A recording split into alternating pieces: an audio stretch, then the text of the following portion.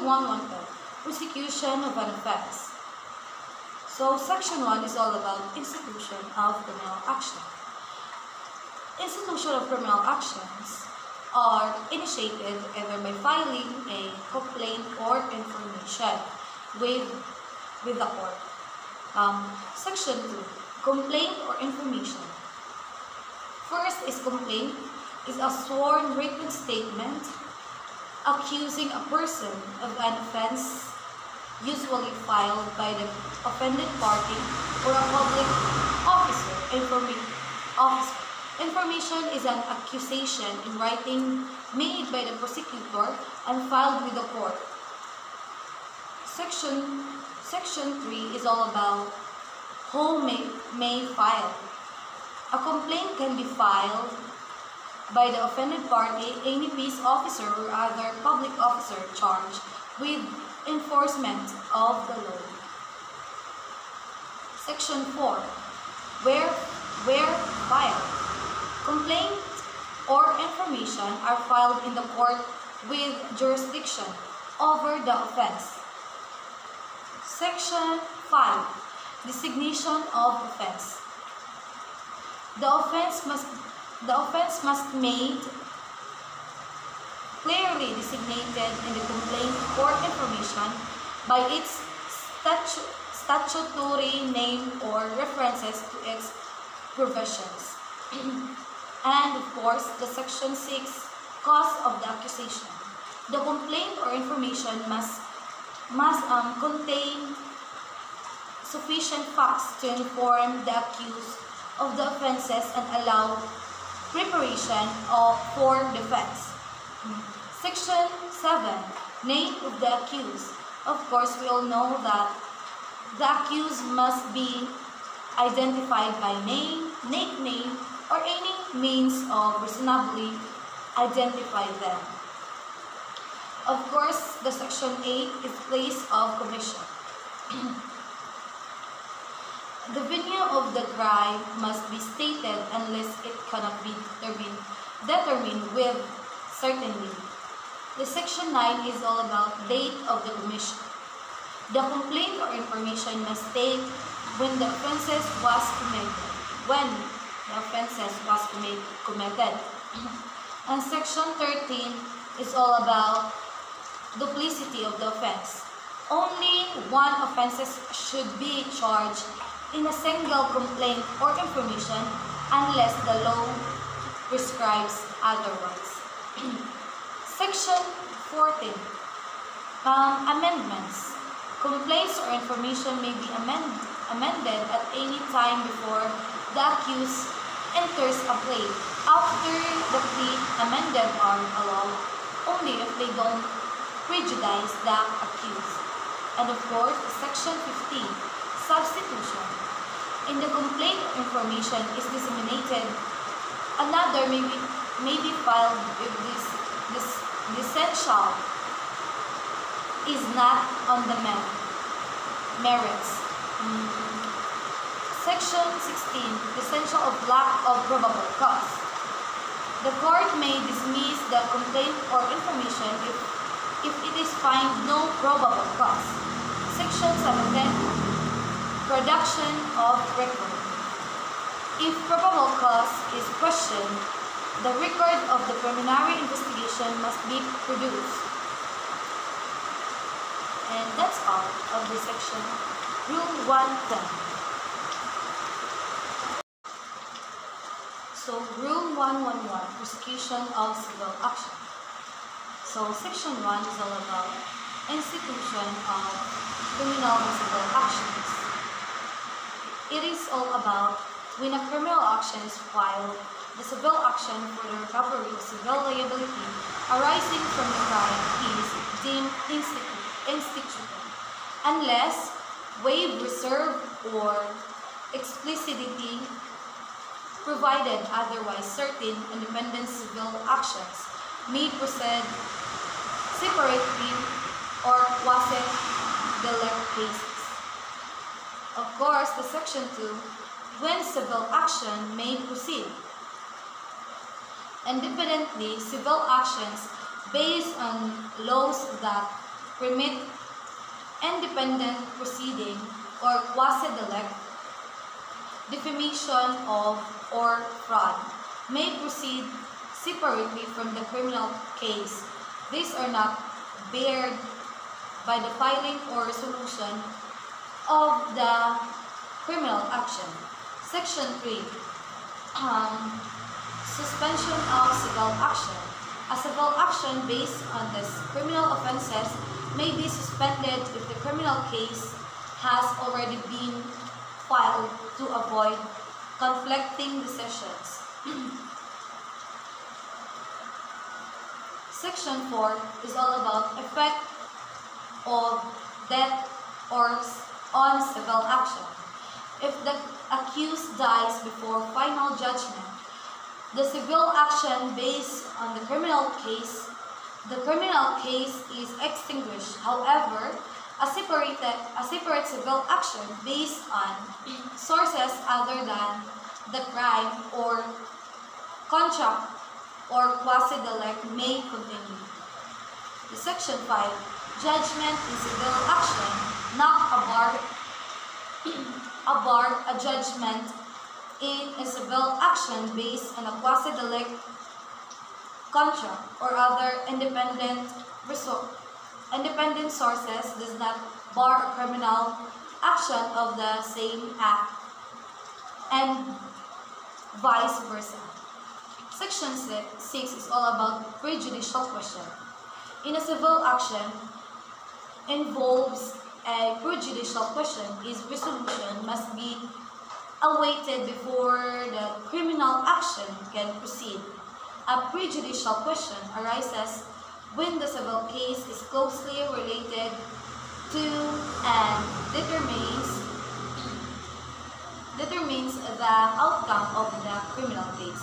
Section 7 is all about civil liability in criminal actions. The court can rule on both criminal and civil liabilities in the same proceeding in the criminal action is dismissed. The civil action may still proceed unless the dismissal is based on the merits of the criminal aspects. Of course, the Rule 111 ensures clarity in handling the intervened nature of criminal and civil action. It provides mechanism for efficiency, prevents conflicting judgment, and ensure that the victims of crimes can pursue remedies for both criminal and civil liabilities. I'm done. I'll go.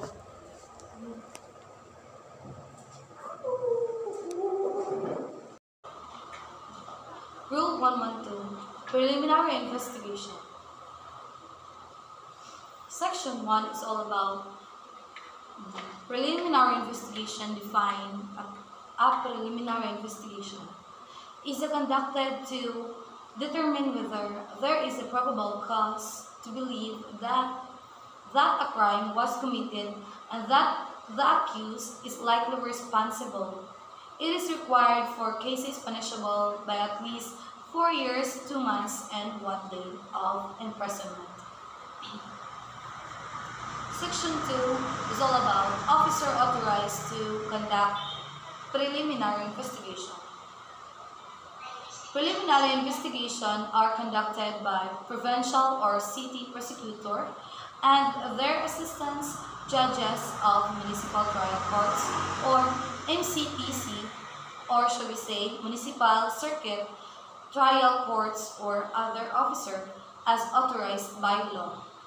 Section 3, Procedure. The process includes filing a complaint supported by the affidavits and evidence, requiring the respondent to submit a counter affidavit and supporting evidence within a specific period, conducting a qualificatory hearing if necessary.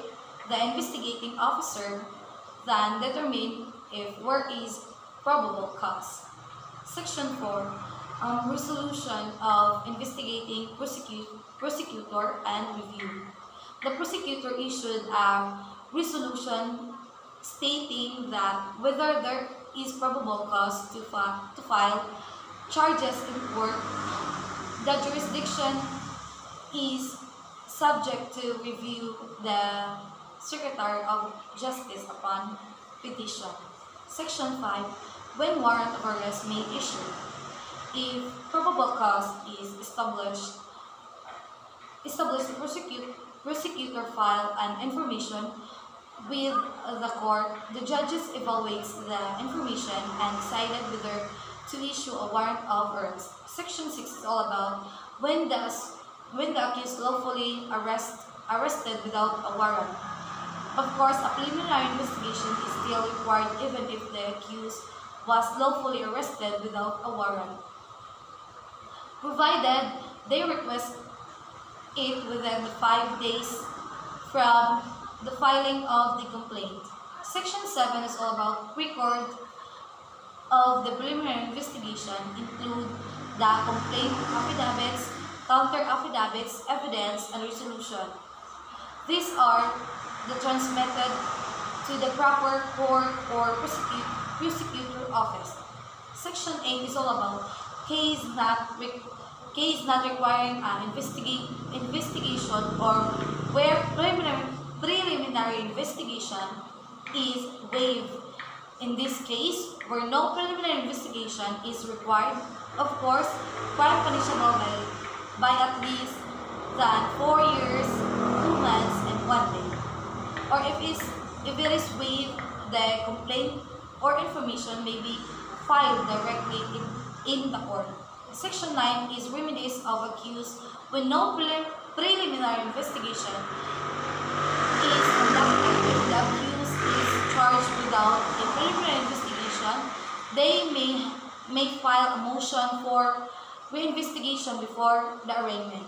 Of course, the summary of Rule 112 ensures that criminal charges are based on sufficient evidence and protects the rights of both the complainant and the respondents. It provides a mechanism for evaluating probable cause while offering remedies to the accused if due process is not followed. Rule 113. Arrest. Section 1. Arrest is an arrest of the act of taking a person into custody to answer for an offense. How can arrest is made? Section 2. Of course, by physical taking the person into the custody or by the person voluntarily submission to an offender officer's authority. Section 5 is all about arrest without a warrant. Of course, arrest can be made without a warrant in the following circumstances. For example, first is in flagrante delicti. Of course, when a person is caught commit about or has just committed a crime. 2 is a hot pursuit. When an officer has probable cause to believe a crime has just been committed. Of course, number 3 is escape. When a person escapes from a jail or custody.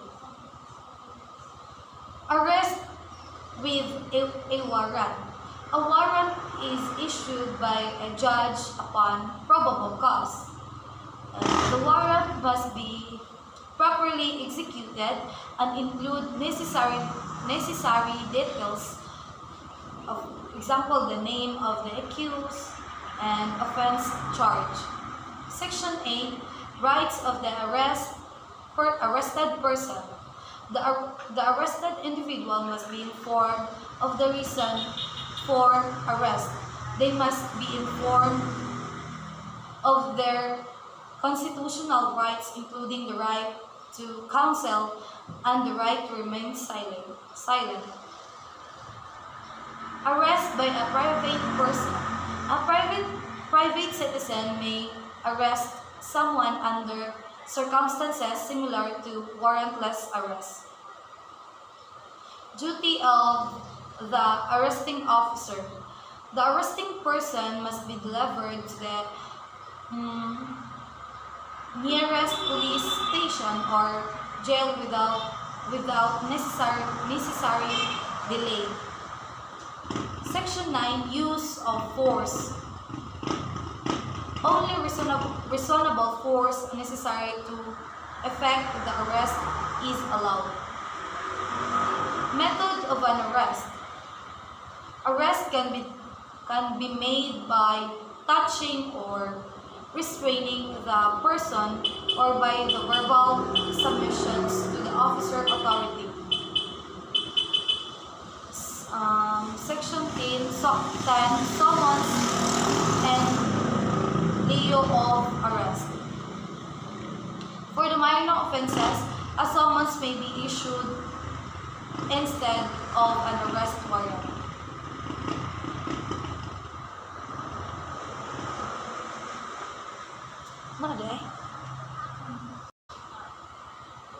So, Rule 114, Bail. Section 1, Bail defined. Bail is the security given for the release of an accused person, ensuring their appearance in court when required. Section 2, Conditions of the bail. The accused must appear in court as scheduled, refrain from committing any other offenses, and abide by court orders. Section 3. No release or bail for capital offenses without strong evidence of guilt.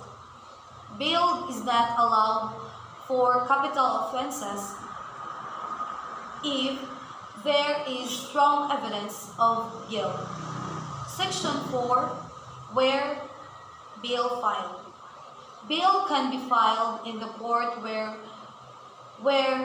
the case is pending or in other authorized courts if the trial court is not available. Section 5. Bail upon the conviction of the trial court. If the accused is convicted, they may still be granted bail while the appeal is pending unless the penalty exceeds 6 years and certain conditions are met.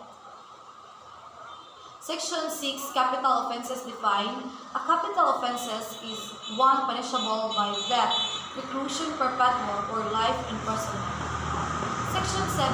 Application for bail by the accused.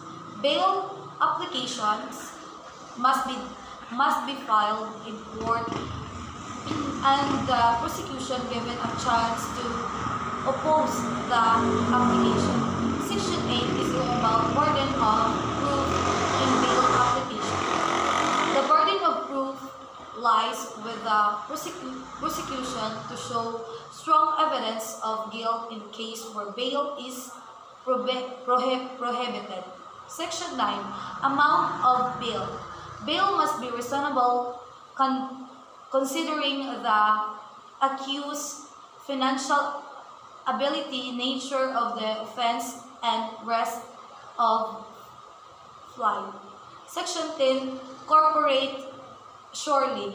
Bail may be secured through a corporate surely authorized by law. Section 11.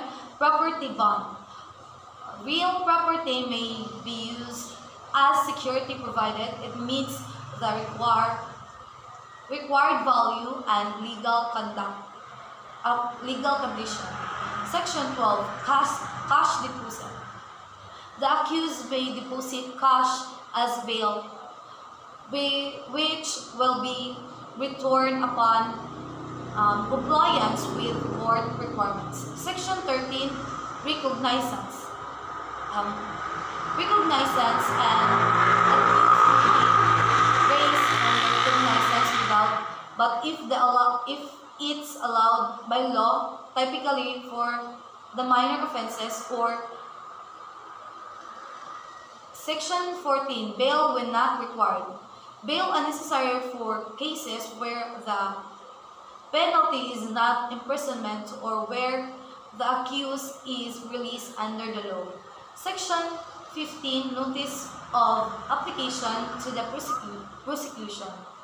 The prosecution must be notified or the bail application and given an opportunity to oppose it. Section 16. Increase or reduction of bail.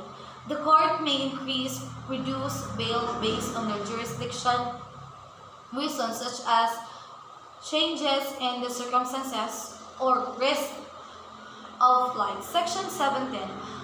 Forfeiture of bail. If the accused fails to appear, the bail forfeiture, however, the accused or surely may justify the absence to prevent the failure. Section 18. Cancellation of bail. Bail is cancelled if the accused surrenders the dismissed or the accused complies with all court orders. Section 19. Release on bail pending appeal. An accused may be released on bail during the appeal process unless the penalty exceeds 6 years and certain conditions apply. Section 20. Arrest of accused out on bail. The accused may be arrested. They violate bail condition to fail the appear in court. Section 21. Applicability to rule of saltless. The rule applicable Section 22. Effect of violation of bail condition. Violation of the condition may lead to forfeiture, arrest, or revocation of bail. Summary. The Rule 114 balance the accused's right to the liberty with the need to ensure their presence in the court, establish clear guidance for the application, condition, and enforcement of bail where provision or different circumstances such as capital offenses or post-conviction bail.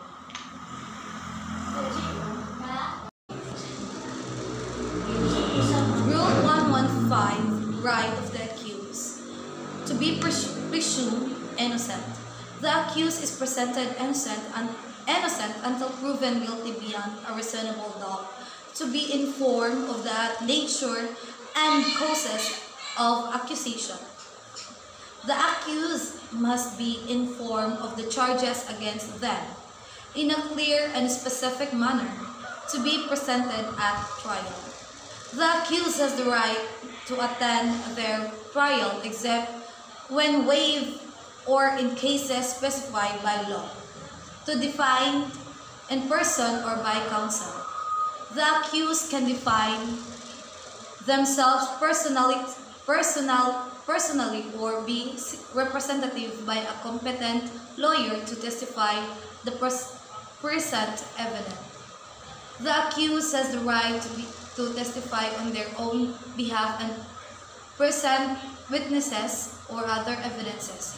To comfort witnesses, the accused has the right to meet witnesses face-to-face and cross-examine them. To compulsory process, the accused can compel the attendance of witnesses and production of evidence in their favor to speedy, impartial, and public trial. The trial must be conducted without unreasonable delays and impartially, of course, to appeal. The accused can appeal the judgment if convicted except when the law prohibits it. In summary, these are the rights ensured the accused is given every opportunity for a fair defense at that justice administered in accordance with due process. They, with the constitutional protection, offended every individual. Rule 116. Arraignment and plea. Section 1. Arraignment and plea. How may the accused is informed of the nature and cause of the accusation in open court. The charges are read to them in a language or dialect they understand, and they are asked to enter a plea. Section 2, plea of guilty to a lesser offense. The accused may plead guilty to a lesser offense if the prosecution agrees and it is permitted by law. Section 3, plea guilty to a capital offense. Reception evidence. If the accused pleads guilty to a capital offense, the court must take evidence to determine the guilt and impose the proper penalty. Section 4, duty of court to inform accused of his rights. Before the arraignment, the court must ensure the accused understand the right, including the right to counsel, and must appoint one if the accused has not. Section 5, withdrawal of improvident plea of guilty. The court may allow the accused to withdraw a plea of guilty if it was made improvidently or without understanding its consequences. Section 6, duty of court or enemy of plea of not guilty. If the accused pleads not guilty, the court sets the case for pre-trial or trial. Section 7, accused presumed refuses to plead or make a conditional plea. If the accused refuses to plead or make a conditional plea, the court enters a plea of not guilty on their behalf. Section 8, time for arraignment. Arraignment must occur within 30 days from the court's receipt of the cases of the accused arrest unless a valid delay is justified. Section 9, presence of accused arraignment. The accused must be personally present at the arraignment and must enter a plea in a person. Section 10, bill of particulars. If the accused finds the charges value, they can request a bill of particulars or clarify the allegation against them. Section 11, suspension of arraignment. Arraignment may be suspended. The accused is found mentally incompetent, raising a prejudicial question in a pending civil case or involved in a pending petition for review of the prosecutor's resolutions. The summary of 116 ensures that the accused is properly informed of the charges and their rights before entering a plea, with a mechanism to protect against unfair treatment. It is also allows for flexibility in handling pleas and arraignments to ensure fairness and due process. Next. Wa pa ko day. Wait lang. Rule 117. Motion to quash. A motion to quash is a written pleading filed by the accused to dismiss the case for specific legal grounds without proceeding to trial. Grounds for a motion to quash. First ground is the court has no jurisdiction over the offense or the accused. Second, the fact charged do not constitute an offense. Third, there is improper venue of lack of jurisdiction over the place of the offense. The fourth is the accused has been previously convicted, acquitted, or the case dismissed on the same offenses. The fifth is the complaint or information does not comply with prescribed formalities. Sixth is the charge is barred by by prescription, for example, expired time or prosecute. The officer filing the information lack authority. The accused was not given preliminary investigation if required by law. Procedure. The motion must be filed before entering a plea if granted. The case may be dismissed if denied. The trial proceeds and the accused must enter a plea.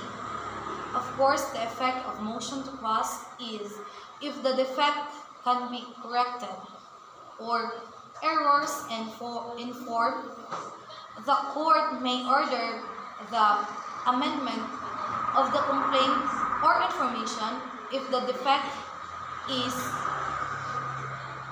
incurable. For example, lack of jurisdiction and double jeopardy. The case is dismissed double jeopardy. A granted motion to quash on ground like double jeopardy prevents the prosecution from refiling the case. The Rule 117 is all about a safeguard to ensure that an accused is not subjected to trial without proper legal basis or in violation of their rights. Next. Wala pa ko dahil. Rule 118, Pre-Trial. Section 1, Pre-Trial. Mandatory in criminal cases. Pre-trial is mandatory in all criminal cases after the accused is arraigned and before the trial begins. Its purpose is to facilitate the resolution of issue, avoid delays, and promote a fair and speedy trial. Section 2, Pre-Trial Agreement. During the pre-trial, the court and the parties prosecution and defense may agree on stipulation of facts, waiver of objections to evidence, marking of documentary evidence, others matters to streamline the trial. Section 3, Pre-Trial Conference.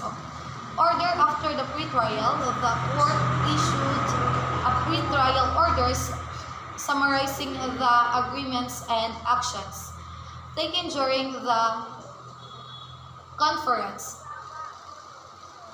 This order controls the trial and limits the issue to those agreed upon. Section 4, non-appearance at pre-trial. If the accused fails to appear without valid reason, they waive the right to present the evidence in their defense, except rebut evidence from the prosecution. If the prosecution or private complaint fails to appear, the case may be dismissed. The summary of Rule 118 is all about ensure that criminal trials are more organized, efficient, and focused on the real issues. It encourages cooperation between parties to simplify proceedings, saving time and resources while upholding fairness. Section 19 is all about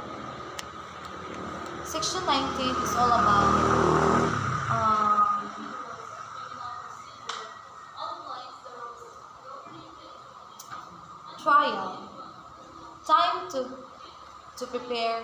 Section 1, time to prepare for trial. The accused is entitled to sufficient time to prepare for trial after arraignment. Section 2, continuous trial until terminated postponements, trials must be conducted continuously on scheduled dates until completed, minimizing delays.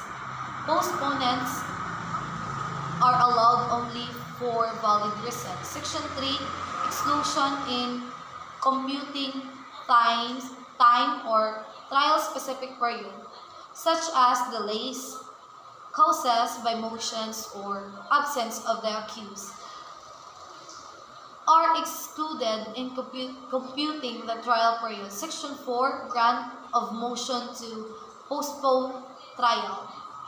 Postponement of trial is granted only for compelling reason and subject to counts discretion. Section 5, order of trial. The trial proceeds as follows. First is prosecution presents its evidence. Second is defense presents its evidence. Third is rebuttal and sore rebuttal evidence are presented if any. Closing agreements are made. Section 6. Trial and abstention. Trial may proceed in the accused's absence if they fail to appear without justification being notified. Section 7. Presence of accused at trial.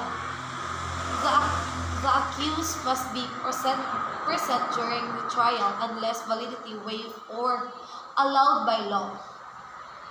Section 8. Dismissal of the case due to insufficient evidence. Of course, if the prosecution fails to present sufficient evidence, the court may dismiss the case upon the accused motion. Section 9. Demurrer to evidence. The accused may file a demurrer to evidence if they believe the prosecution's evidence is insufficient to warrant conviction. Section 10 to 24. Conduct of trial and special provision. Examination of witness, direct, cross, redirect, and re-cross examinations are allowed. Admissibility of evidence. Evidence must be relevant and competent. Submission of case after both parties pressed their cases, the court declares the case submitted for decisions. Judgment. The court renders its judgment based on the evidence presented. Of course, the summary of Rule 119 is all about ensure that criminal trials are conducted efficiently, fairly, and within reasonable time frames. It emphasizes the rights of both the accused and the prosecutions while providing measures to prevent unnecessary delays and ensure a just resolution. Rule 120, Judgment. Section 1, Judgment. A judgment is a court jurisdictions stating whether the accused is guilty or not guilty of the offense charged or terminating their civil liability. Section 2. Contents of judgment. The judgment must state clearly the fact and the law upon which it is based. Specify the offense charged and the penalty of civil liability imposed. Section 3. Judgment in the case of acquittal. If the accused is acquitted, the judgment must state whether the acquittal is based on the fact that the crime was not committed or that the accused did not commit it. the accused is immediately released unless they are defined for another offenses. Section 4. Judgment in case of conviction. If the accused is convicted, the judgment must state the specific offense committed, the penalty imposed, and the civil liability if any the accused remains detained unless bail is granted or the conviction is for a violable offenses. Section 5. Promulgation of judgment. The judgment is read in open court to the accused unless their absence is justified. If absence without valid reason, the judgment is recorded in the court minutes and deemed promulgate. Section 6. Entry of judgment and finality. The judgment becomes final after the lapse of the period to appeal, when no appeal or motion for the reconsideration is filed, or after the higher court affirm its own appeal. Section 7. Modification of judgment. The court may modify its judgment before it becomes final, but not after. Section 8. Execution of judgment. Final judgments are executed according to the law, which may involve imprisonment, fines, restitution, or other penalties. The summary of 120 is all about ensure that judgment in criminal cases are rendered with clarity based on evidence and law, and executive approximately. It protects the rights of the accused while ensuring justice is served. Rule 121. New trial or reconsideration. A party may request a new trial if there is evidence of errors, irregularities, or new facts that could impact the fairness or outcome of the original trial. Grounds for a new trial often include: first is misconduct by a party or jury. Second is newly discovered evidence. Third is the legal errors during the trial. Fourth is verdict against the witness or the evidence. Fifth is reconsideration.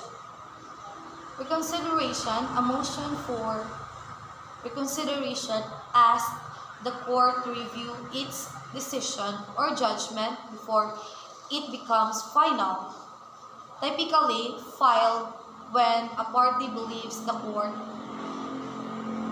overlooked or misapplied the law or facts. This is not a chance to re-argue the case, but to address clear errors or prevent manifest injustice. Procedural requirements. These motions must usually be filed with a specific time frame after the judgment or decision.